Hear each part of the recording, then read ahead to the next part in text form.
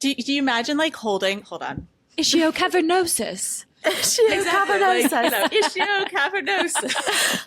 Literally. Wait, do you know what your Hogwarts house is? Welcome to Pelvic POV with your hosts and doctors of physical therapy, Amanda Neary and Hannah Meyer.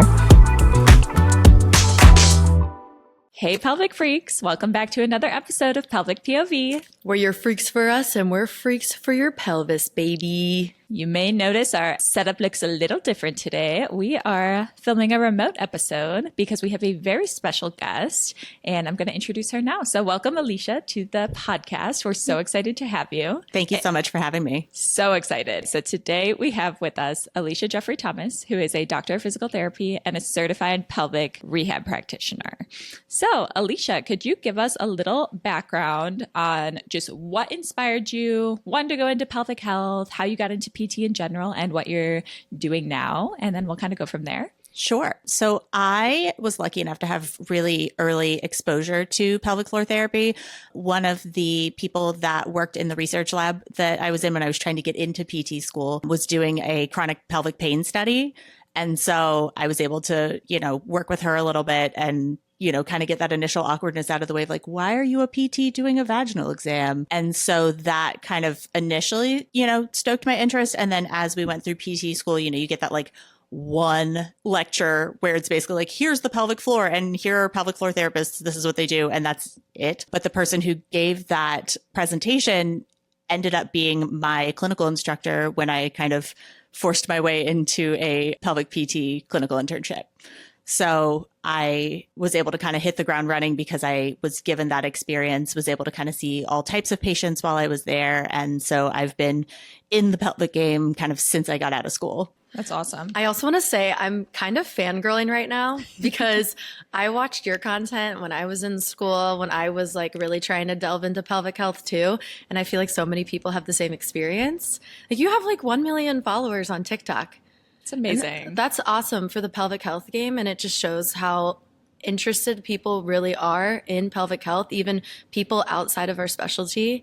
So it's really cool what you do. And I'm just so happy to have you here. Yeah. To expand on my intro earlier, you may know Alicia as the pelvic dance floor if you follow her on social media. And her account is incredible. I remember sharing some of your videos with Hannah through the Pelvic Institute account.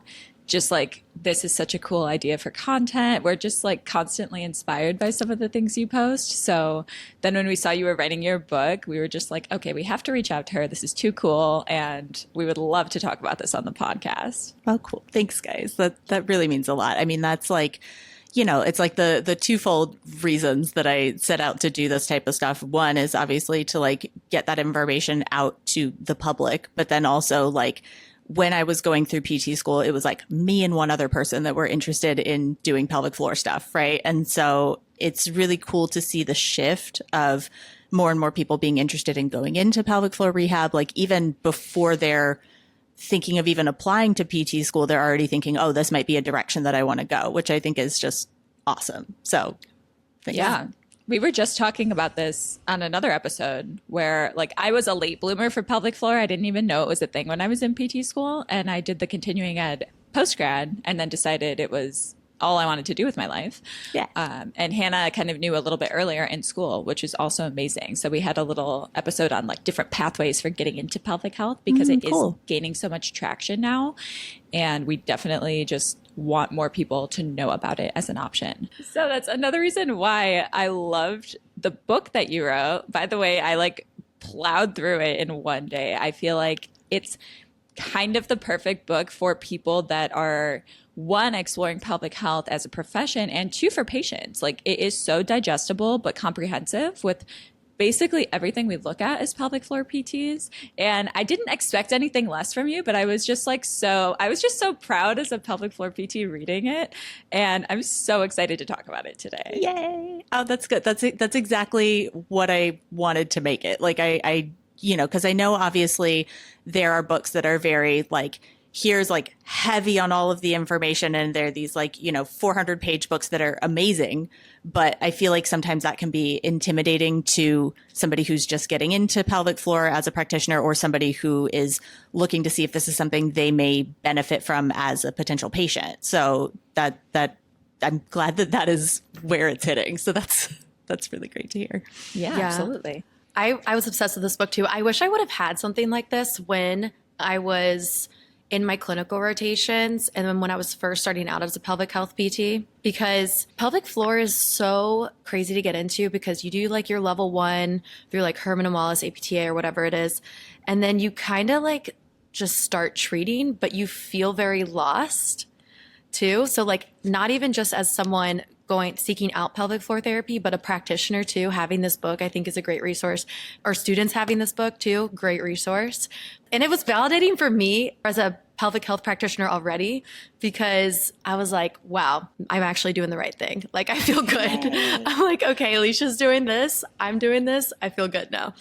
So, totally. And I really have to say, like, I credit a lot of this to my clinical instructor, Vicki Lukert.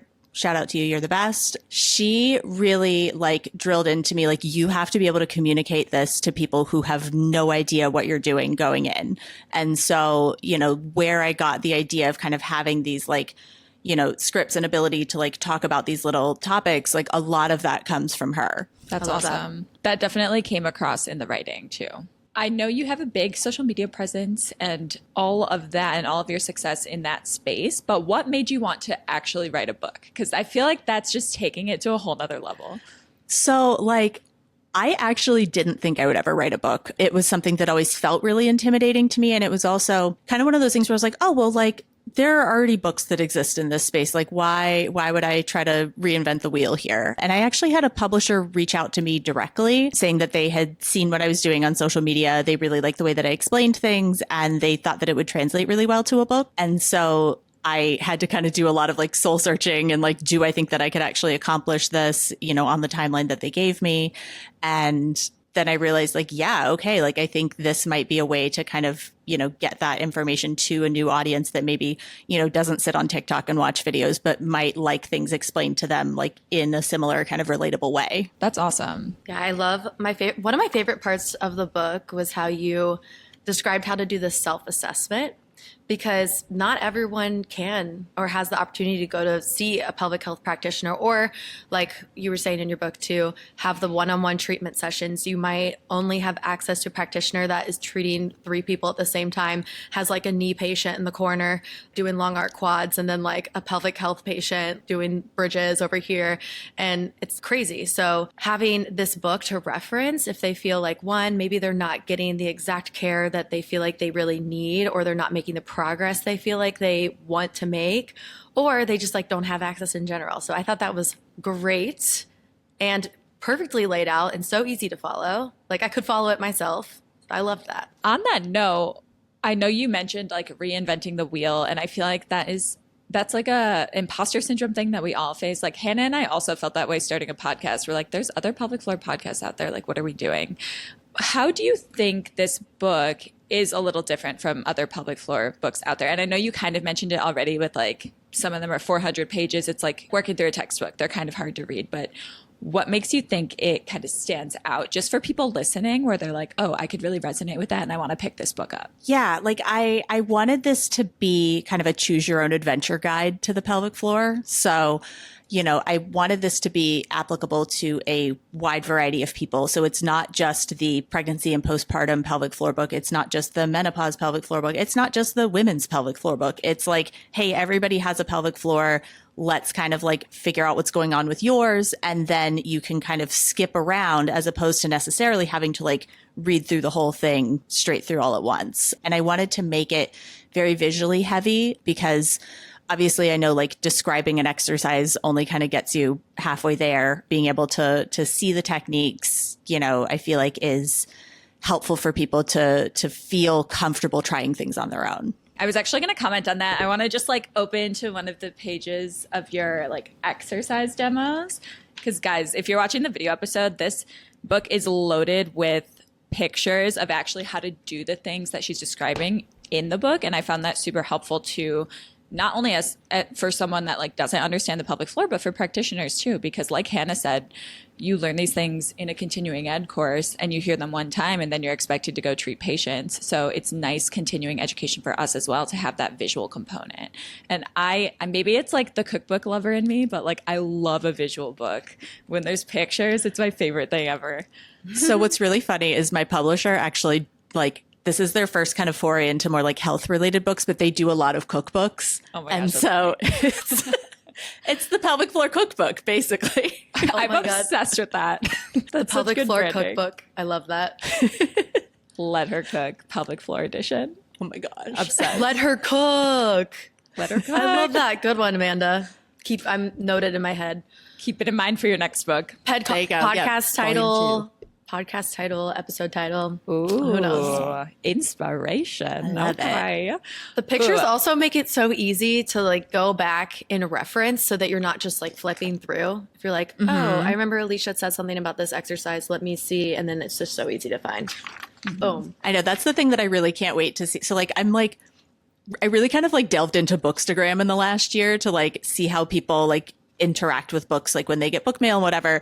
And like what I'm really excited to see is the people that do like all the like annotation tabs on the side to be like, oh my God, I went through this book and like here are all of these places that I've highlighted to go back to. I will do that for you. I'll start. You know what? I'm not a big annotator. I'm a big reader, but I never know what to write in my annotations. But I'm going to annotate this book for you. I'll show you my tabs. I'm excited. I'm not a reader or anything. Like we know this about me. I'm trying my best out here, but I just like circled things and I was like, good tip. Or like circled, love this. Circled, look back at this. I mean, hey, that's an annotation. That's an annotation. Yeah, there you go. I wrote biofeedback, nah, on like one of my annotations. Biofeedback, nah. I love it. Okay. Which it could be used, but. It could be. Well, I was going to say, I tried to like treat it fairly. Yeah. But still kind of have my opinion in there, you know? Yeah, 100%. I like, you did that a lot throughout the book too, and I liked that. Like you were talking about like Kegels, like while like there's some people that are very hard, no Kegels ever, but you were like, there's a time and a place, and then sometimes they're beneficial. Like you said that with the Kegel weights too. We actually just had this conversation in our clinic journal club, you know, kind of the great Kegel debate, but like, you know, talking through, this is what I really love about my clinic. Like we really kind of go through individually, like how everybody's using different things. So like we had this whole conversation on use of Kegel weights, when it makes sense to use them. And like, again, there's no one right answer, right? It's like every clinician is going to have a different viewpoint and every person is going to need different things. And that's what I think makes this so great, is like you can look at it from so many different perspectives. Absolutely. That kind of leads me into my next question. Well, maybe a little bit. It's a little leeway. Can you share something that people reading this book for the first time might find surprising, or I guess unpacking a misconception about the pelvic floor that they would find in your book? Yeah. I mean, it's one of those things where I feel like I'm like, if you follow me on social media, this is probably not surprising, but you know, just the idea that, right, like Kegels aren't necessarily for every single person, even though that's the thing that has been drilled into us as, oh, you need to, starting when you're 20, you need to be doing 60 Kegels a day. You know, like that's not the advice that we should really be taking to heart, and, you know, really kind of realizing that everybody's function exists on a spectrum and those might be doing more harm than good. I mean, you probably feel this on a much larger scale, but like basically all I talk about on social media is like not doing Kegels or not needing to do Kegels necessarily. And I still have so many people reach out and they're like, don't worry, I did my Kegels today. And I'm like, do you listen to anything I've ever said? Like I will make a video and I'm talking about like why you shouldn't have to do Kegels to the beat. And they're like, oh, thanks for the reminder. I'm doing them right now. It's like, literally. We've talked about that on the podcast so much. When we're like, when you're scrolling through TikTok and someone tells you to stop and go, squeeze, squeeze. Don't feel like you have to do that. You can keep scrolling. Yeah. And that's the thing that the algorithm picks up and just loves. And I'm just like, okay, come see me when you have dysfunction, I guess. I guess so. Yeah. You can't help everyone, but we can help them later. Yep. It's job security, I guess. Honestly. In your book, you talk about a lot of different strategies for pelvic health. Do you have one golden nugget that you want people to walk away from this book with? I know we just talked about the Kegel thing, but is there something else where you're like, this is my pelvic floor golden nugget? When in doubt, breathe out. That's a good one. Yeah. I feel like there's, you can apply that to lifting. You can apply that to pooping. You can apply that to everything, basically. Like if you're holding your breath, stop. Yes, we just did a breathing episode. Breathing is the most, excellent. yeah, we've talked so much. I think that might be coming out next week, actually. Yeah, I think so.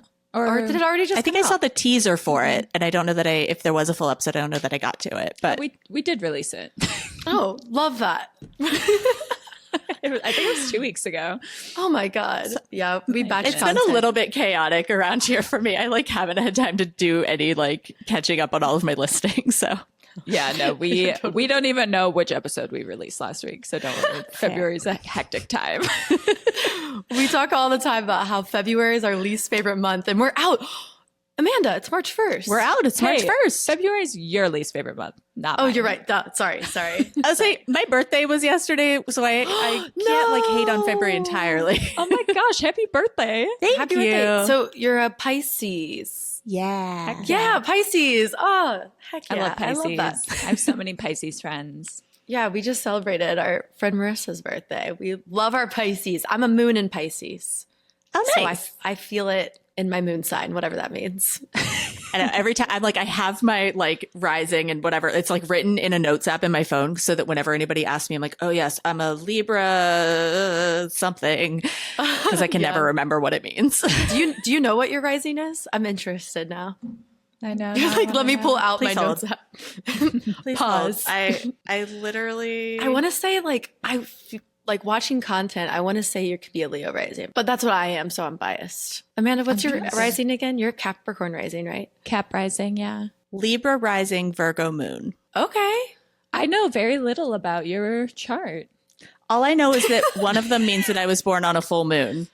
Ooh. Wait, okay. that's cool. Yeah. Which I knew. And then when I was getting my astrology chart done, they're like, oh, that means you were born on a full moon. I'm like, I know that. How do you know that? That's weird.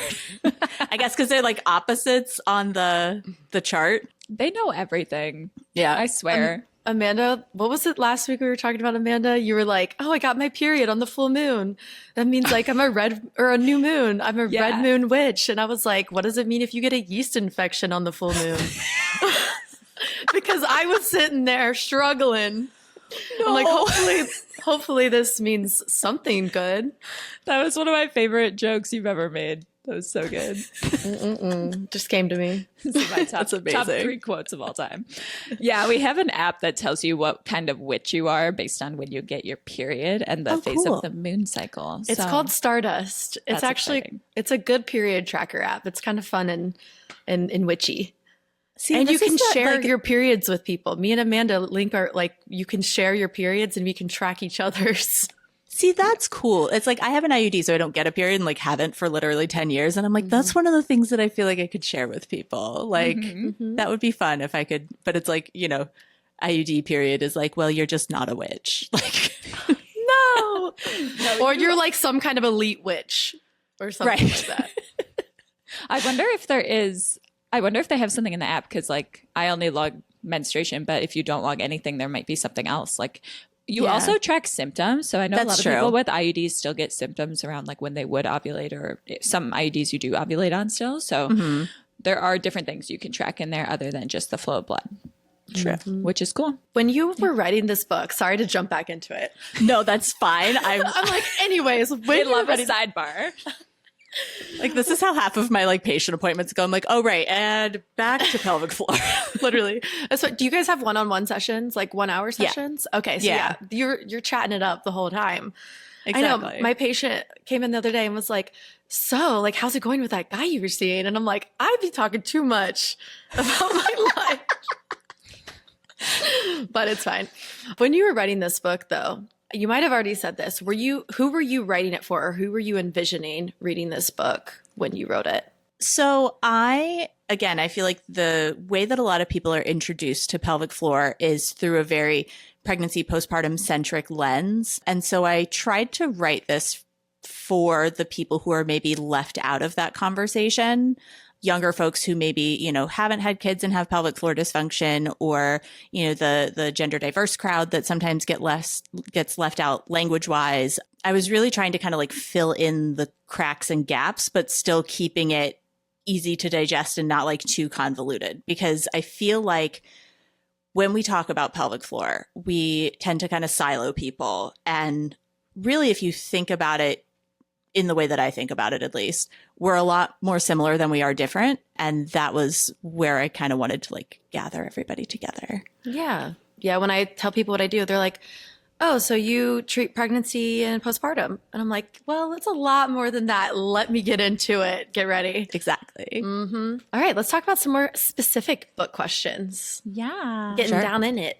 Amanda, do you want to take it off? Yeah, I'll start with one. Do you want to take it off? Why do I say that every time? Do you want to take it off, girl? The fact that I know what you mean too. I'm just like, I do that. Just like roll with it. I do that all the time.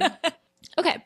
So something that I love that you talked about in the book was vagus nerve stimulation. I think it was in chapter 5, and just ways to regulate your nervous system in general. So I know you talked about different practices, sound bowl meditations, yoga, breath work, things like that. What is your personal favorite way to regulate your nervous system? I love dancing and like silly movement. That's probably evident, but I am one of those people that will just like do like a whole body jiggle, or I'll encourage patients to like get up off of the table and like have like a, 15-second dance sesh to try to like get out of whatever funk we're in. Yeah. Wait, yeah, you used to pole dance. I did. So yeah. You DM'd us and said, oh my God, you guys pole dance. Oh my God, wait. I'm obsessed with that. We all pole danced. We have a pole in our clinic now, I think. I saw that in the video and I was like, stop it. I would literally never get anything done. I'd be like on the pole in the clinic.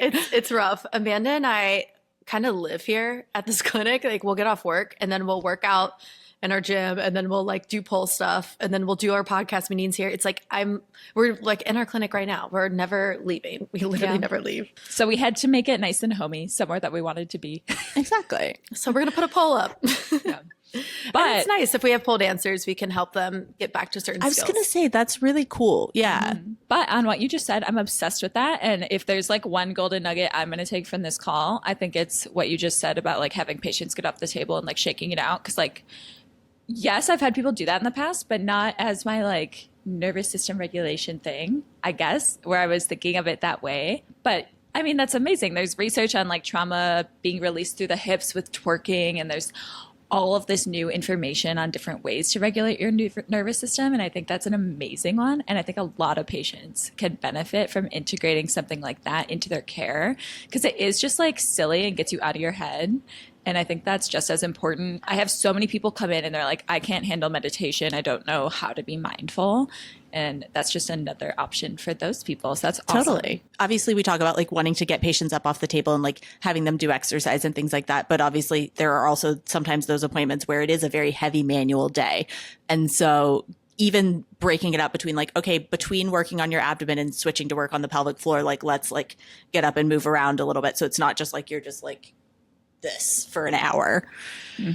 I was thinking about your WAP dance that you posted, and I think you were wearing your poop emoji costume. Maybe that was like an OG video. That was back when I still worked at the urology office. So that was in our like break room there. I loved that. I think you posted it because you were like, well, if TikTok's ending, I'm just going to put all my content out there and bringing it back. I was like, heck yeah. Because when people are making content and they're 100% like flat and professional and just like, I don't want to listen to that person. Like I want to listen to someone who has fun and knows how to explain things to me in the way that I understand. So, right. Love that. Totally. Okay. So there was a part on your book where you were talking about like advocating for yourself. So patients needing to advocate for themselves. And you gave a whole section on that. You know, when I'm in the doctor's office, I did this actually the other day when I went to the derm. Okay. So I'm going to give an example. I have a wart on my foot. I know it's super hot. I actually have 4. I have 4 plantar warts that I've been trying to get rid of. It's a big thing. Like I told Amanda, I was like, once I'm free of these warts, like everyone better watch out because I'm going to be a whole new person. Anyways, I went to the derm and then she was just like, well, we can try this new thing. We can inject your foot with candida. Or I was like, I don't know, I guess. Sure. I'll trust you. And then I got so sick afterwards, like 24 hours later, I was like flu-like symptoms, everything. And I was just thinking to like how I talk to my patients. And I'm like, make sure you ask questions. Don't just like agree to whatever your doctor says. And I literally didn't do that because I was in the doctor's office and I was like, yeah, you're the doctor. Sure. I'll listen to you. whatever you say. And then I just walked out of there. I've done the same thing. Yeah. 100%. So what do you say to those patients that in the office, I'm going to call it like doctor blindness or like the doctor freeze? I don't know. When you like go to the office and you're just like, okay, yes, ma'am. And then you get out. What do you say to those patients? Definitely if you know that that's a thing that tends to happen. Like what I've done for myself is I make a lot of notes in my phone, not only like symptom notes, but also like I literally have a section where it's once you're given a potential intervention, like what are the questions that you need to ask? Because like my brain just goes whoosh, completely blank. Exactly like you were saying, like they're like, okay, you know best. Like, and so, asking, having a list of what are the potential side effects? What are the different options? If this doesn't work, what do we want to do next? Kind of thinking through those things in advance. But then also if you get out of the appointment and you're like, oh, shoot, I wish I would have asked this, hopefully feeling comfortable either sending an email to ask those follow-up questions or calling up to the office. I know none of us like making phone calls, so I tend to rely on the textual communication. And then you have it written out so that you don't like second guess yourself. Ooh, what did they say? Also, as much as it pains me to say it, the idea of bringing a support person, particularly a support person who is a man, they tend to take you a little bit more seriously. Yeah. Unfortunately. I don't know. My husband is a little bit more of a take no crap kind of person when it comes to this. And he will ask all of those questions, even if I'm just like, oh, okay, yeah, like whatever. So, whether that's your partner, whether that's a friend that you've kind of like talked to and are comfortable with bringing along, like that can also just be a second set of ears, a second mouth to verbalize things. Yeah. I love the Notes app comment. I say that I tell a lot of patients that like make sure you write these things down because in the moment you might totally forget what you wanted to ask. I do it all the time. I also tell people if they're really nervous about just in the moment not wanting to bring something up to like keep the peace or whatever it is, I tell people to use the patient portal and message their questions in advance and say like at tomorrow's session I want to address these things. Yeah. So that way it's also written somewhere for them where like if they're trying to put you on a detour, bring the conversation elsewhere, you can just be like, oh, I sent you these questions yesterday and here's what they are. Because I've done that where I'm like, I write things down and I still in that moment, I'm like, I'm just not going to bring this up. I don't feel like having the conversation. I have a patient that does this. She sends me basically like a summary of, like the day before or even like an hour before her appointment, like, here are all the things that I've felt over the last week that I think are worth noting so I don't forget. And then also like, here are things that I want to make sure that we address. So I'm cool with it. I feel like a lot of other providers are cool with it because it at least makes sure that like I'm really making sure that I'm hearing you and I'm making sure that this is tailored to your experience. Totally. Well, I was looking through like some of the things I circled in your book, and one of my favorite things. So this is another sidebar. You said a lot of the terms of the individual muscles in the pelvic floor start to sound like Harry Potter spells after a while. I was like, that's so true. Wait, do you imagine like hold on. Ischiocavernosus. Ischiocavernosus. Literally. Wait, do you know what your Hogwarts house is? I'm a Slytherin. Nice. Whoa, I want to be a Slytherin so bad. A Pisces Slytherin? Okay. Pop off. Yeah, that's pretty much a sleigh if I've ever seen one. That's awesome. We're both Gryffindors, but I'm a Ravenclaw light. Nice. I'm a Hufflepuff light. But I want to be a Slytherin so bad. I play Hogwarts Legacy on my Switch and I'm Slytherin house because I'm like, I just want to see how the other side lives. I just like, I feel like for a while I was like ashamed of it. And now I'm like, no, like we're going to own this. No, that's honest. Slytherin's great. That's my favorite house, I think. That's so good. And honestly, the outfits are the best. Exactly. So, green is very in right now. But going off of our last question, like advocating, I loved how you gave a list of providers that you may want to seek out with pelvic floor dysfunction. I actually, in a recent session with a patient, that's kind of what we did. We've kind of hit a wall and I was like, okay, let's look at like all these providers pretty much. Actually, I wish I would have had this book at that time. So I could have gone through it like a list, like check marked it off. I'll use this book now for that. Yeah, 100%. Heck yeah. But I loved how you laid out a list because people get so lost in the world of pelvic floor because it really is like a puzzle sometimes. Totally. It really is. So like knowing when would I reach out to a urologist versus a urogyne, or when do I go to my OB versus, or like an ortho just specialist, or my PCP. So I thought that list was super cool. That was probably one of my other favorite parts of the book. Thank you. What would your top 3 practitioners that you'd like to collaborate with be? If you had to put 3 in the top.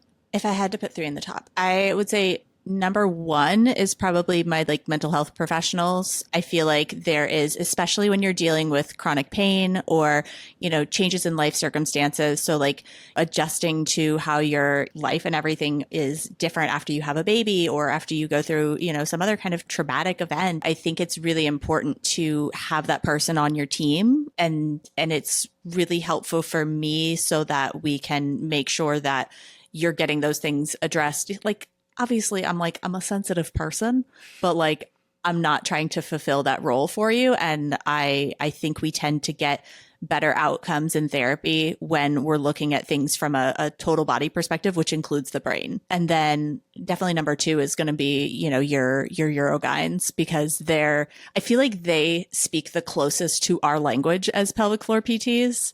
And so it's cool to kind of be able to collaborate with them on, hey, we're doing these things. This is what's gotten better. This is maybe where I still feel like we need some help. When I first moved to Boston, I worked with a large practice urology group, and I worked with a urogyne, and it was very collaborative, like up and down the hallway.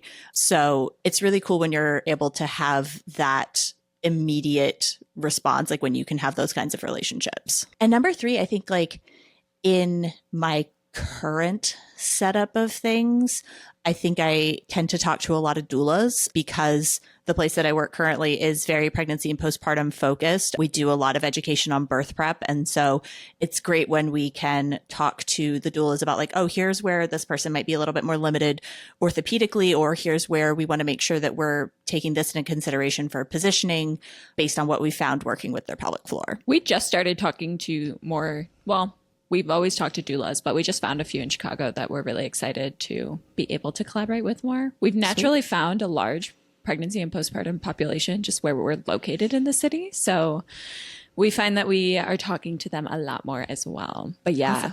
I would agree with the urogynes. I feel like that's probably the practitioner we're most excited about collaborating with more. Yeah. Because of the language they use. Anyone that comes to pelvic floor from a urogyne kind of knows what to expect. And we educate everyone the same anyway, but you can tell that they're putting in that work in their sessions as well. Exactly. If you guys ever want to interview a urogyne, by the way, you should totally talk to Jocelyn Fitzgerald.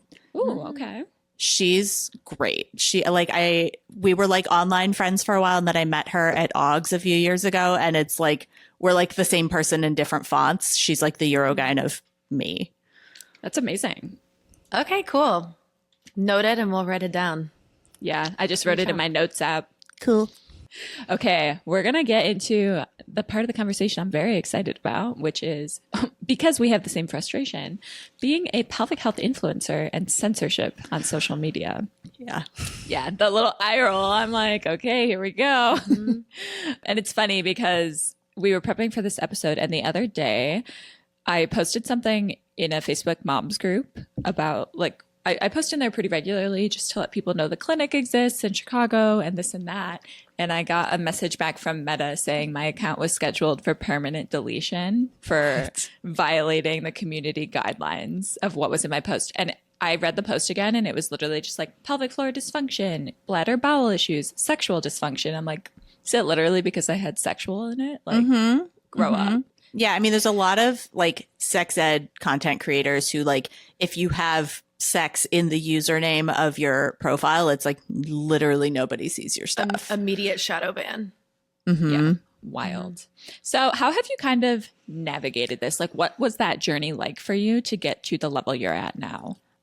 You know, there's no one concrete answer. I feel like I've tried so many different things over the years. It's like you try changing words and saying like segs, right? Instead of sex. But I don't know. It's like nothing fools the algorithm consistently enough that I feel like it's worth committing to. And like now at this point, I'm just like, you know what? I'm going to say it with my whole chest. And if they decide that that's inappropriate, then whatever, that video was not meant to make it out there. I knock on wood have never had like a threat to shut down my account. It's just been individual pieces that have been flagged. And it's usually not even that they'll take it down on Instagram. TikTok is a completely different story. But on Instagram, they're just like, oh, well, you can't monetize this one. Okay. Which is, I mean, annoying, but also like, okay, at least people will still see it, maybe. Do you have more difficulty on Instagram or TikTok when it comes to things getting flagged? You know, TikTok went through a phase where it was like everything that I was posting was getting flagged for some reason or another, and it would be the most innocuous things. So I don't know if somebody was like mass reporting me for a while, but that seems to have stopped, knocking on wood again. Mm-hmm. And I haven't had any content violations over there for a while, other than like the occasional comment gets removed because I'll say, you know, like, oh, this is trash. And for some reason, trash is a really bad word. You know, you can make actual bodily threats of harm and those stay up and those are fine. But the internet is a just crazy place. It's a wild place. We have had so many audios taken down on TikTok where it'll be like a minute clip of us talking about public health, and then we'll have that one buzzword in there that they're like, okay, we got to remove this audio immediately because complete silence. You're doing harm to whoever's listening. And it's just such a frustrating experience. Mm-hmm. So yeah, I mean, even being a small account, we could definitely relate to that. But it's I guess reassuring to hear that there's not like a concrete way around it. You just kind of got to play around and see what works, and things change as time goes on. Yeah. I just shared a story I shared a reel. I follow Sex with Emily. I don't know if you've ever seen her podcast and stuff, but I follow her, and she just made a whole reel on censorship because she has Sex with Emily in her like @ username. So she's completely shadow banned. And I hope, I mean, technology and the internet, I mean, we have freaking AI. I'm sure that something can be done to help divide the content from like explicit content to like actually this is for sexual health, pelvic health, and things like that. So I'm sure there's something. I think my idea has always been to do some kind of like verification system, you know, especially around health creators in general, right? Like I feel like that tends to give you a little bit more credibility. You know, if we could say like, okay, if you, as much as like some people might be against the idea of like uploading, like, here's a picture of like my license or something that tells you like this person is a genuine source, that like you could make, you know, somehow the app could make sure that like those people don't have their content removed or have like a different standard that they're set to. Yeah. I don't know how that would work, but at the same time, like it's like somehow you're censoring the, you know, educated content creators more than you are the lay people who are putting out bad information. Yeah. I think that's such a logical approach to it. I think we also run into the problem of like, who owns these apps and what do they actually want us putting out there? And do they want women's health advancing and advocacy in this area? And this is the struggle. Constantly. I kind of want to talk. I want to talk a little bit more about how you got into. I guess were you on TikTok first, or Instagram first?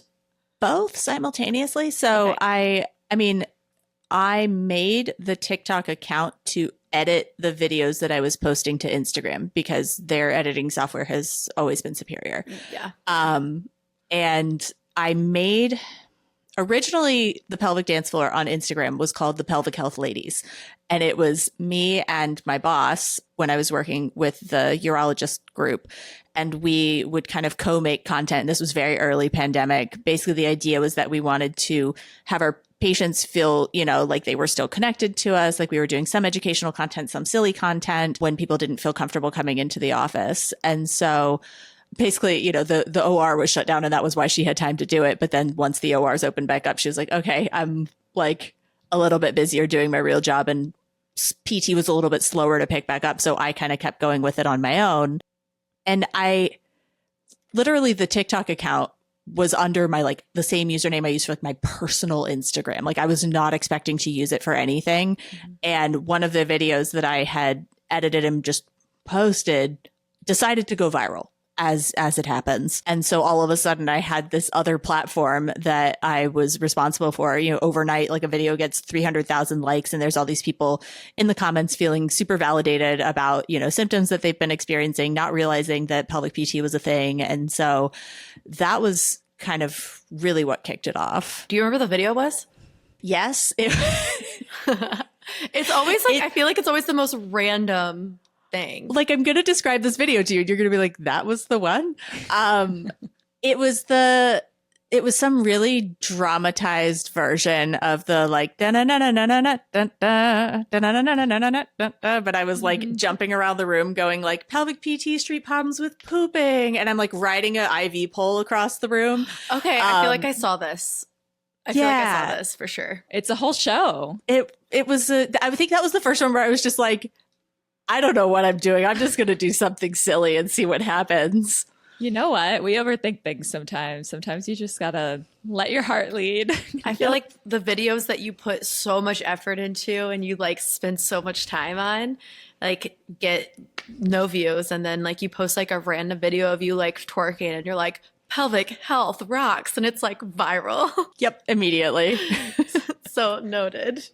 Noted. We'll get just out of be our heads. Sillier. Take yourself less seriously. It's fine. People want real content at the end of the day, Yeah. All the perfected stuff just isn't working. Right. Yeah. For Hannah and I's music videos, we started doing first takes only, where we do not get a redo, even if it's dumb as hell.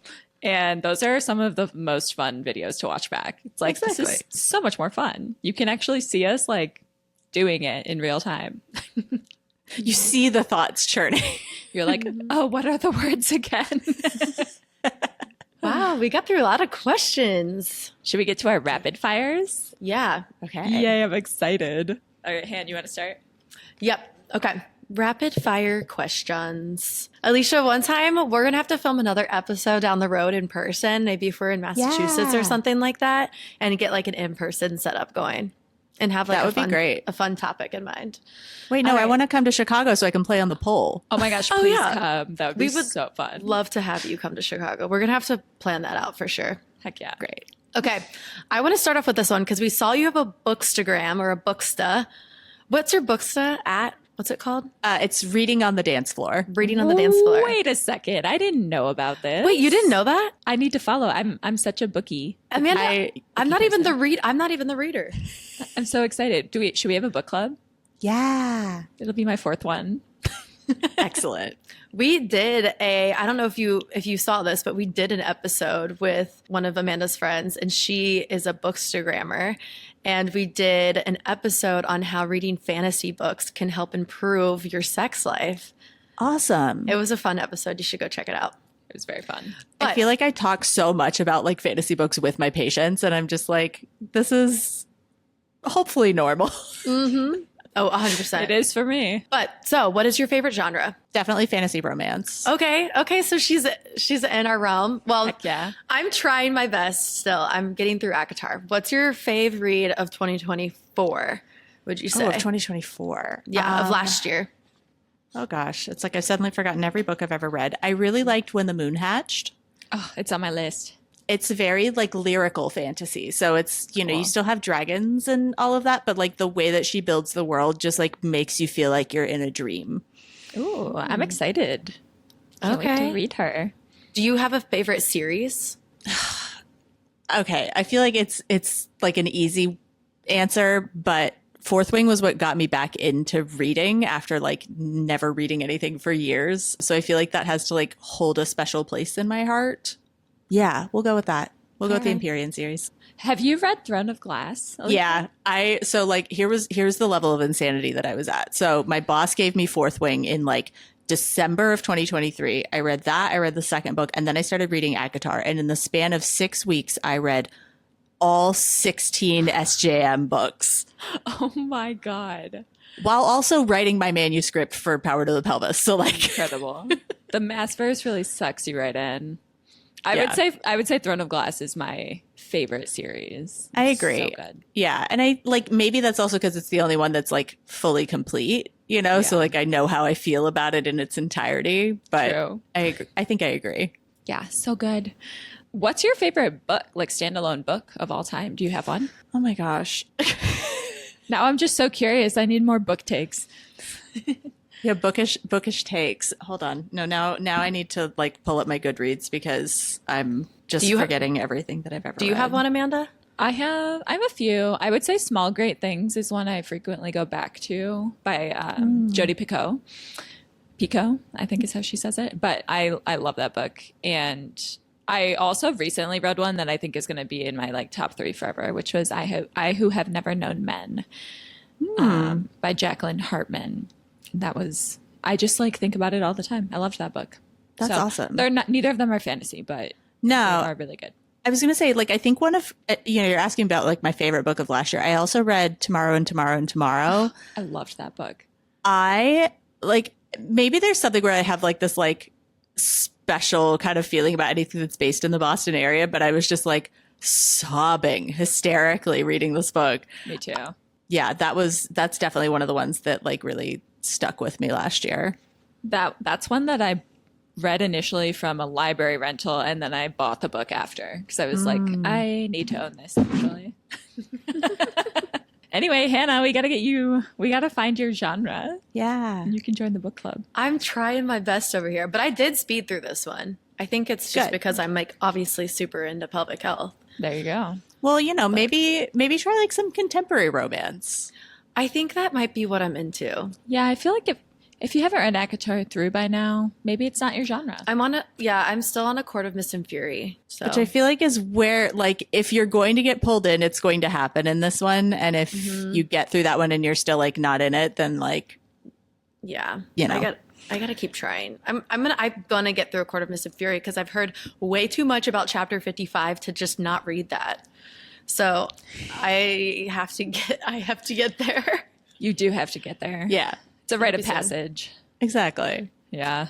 Okay, this was a lovely bookish sidebar. Yeah, we be sidebarring.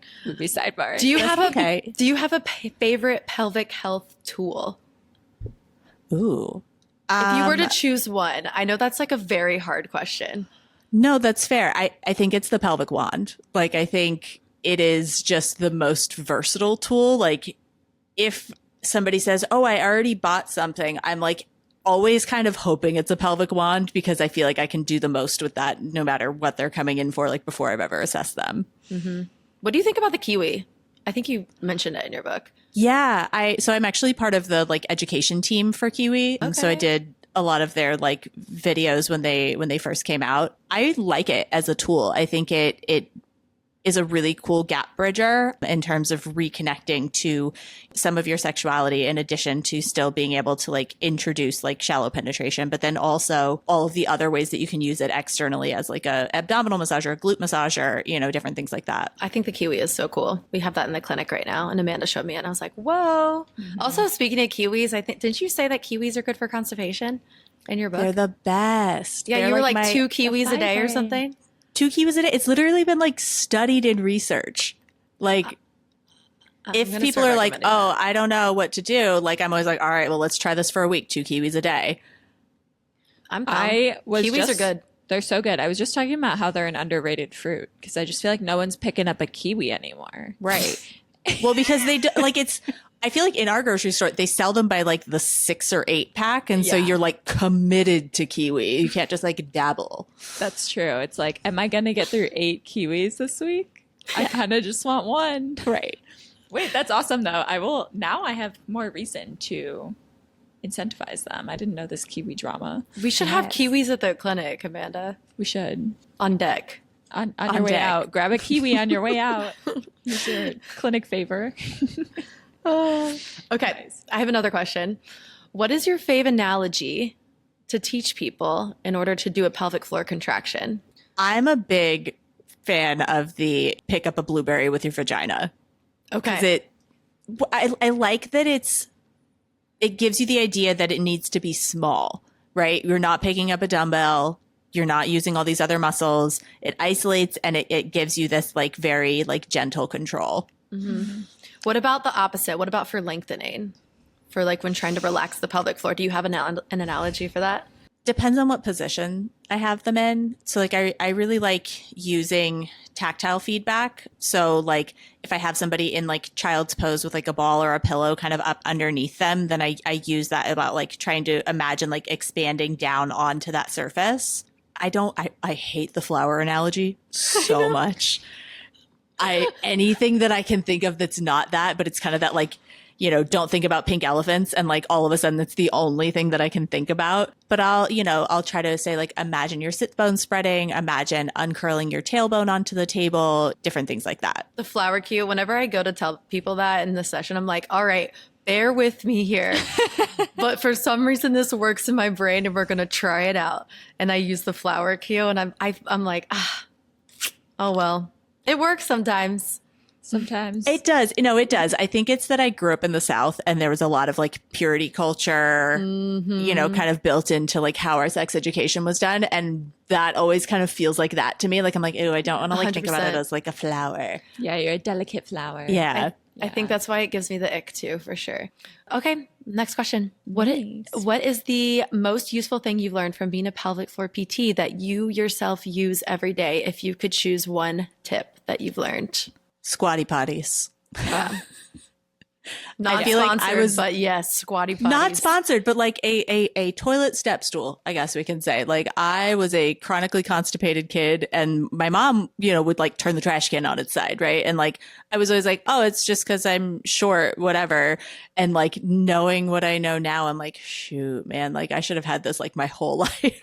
I love my squatty potty. Whenever I have to poop without it, I get really sad. Mm-hmm.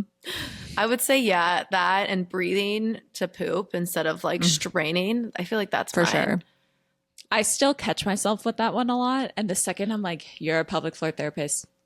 Get it together. Get it together, literally. Get your shit together, Amanda. Get your shit together. And then I take a few breaths and I'm like, fuck, this works. Every time. Like, it why works. does it? It's so good. And it's like immediately I'm like, oh, I just need to.